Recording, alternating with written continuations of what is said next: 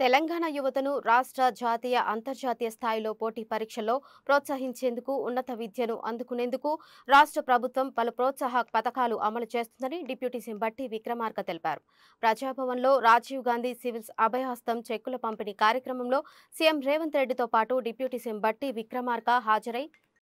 యువకులందరినీ కూడా ప్రోత్సహించాలని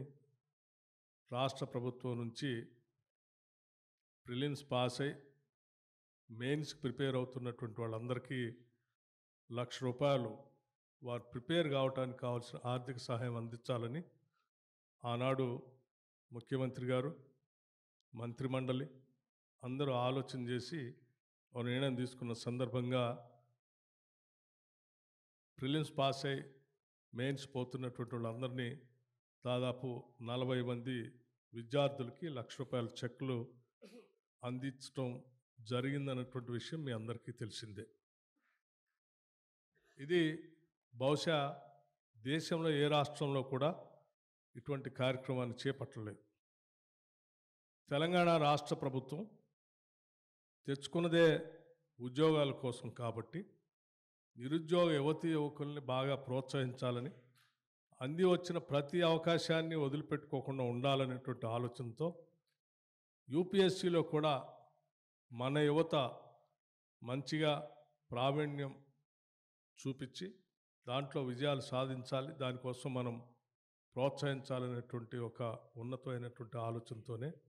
ఈ కార్యక్రమాన్ని తెలంగాణ ప్రభుత్వం చేపట్టడం జరిగింది. 40 మంది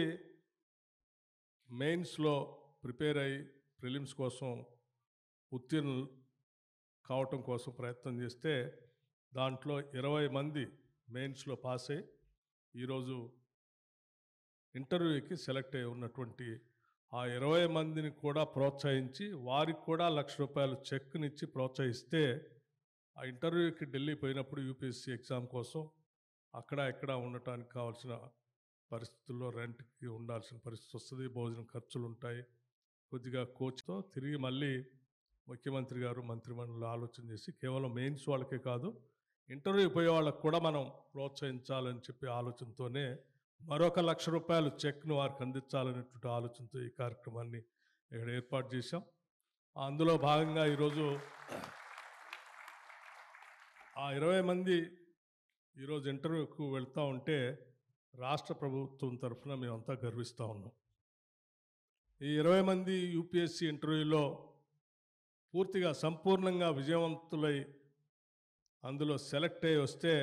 నిజంగా తెలంగాణ రాష్ట్రానికి అంతకంటే కావాల్సింది ఏమీ లేదని కూడా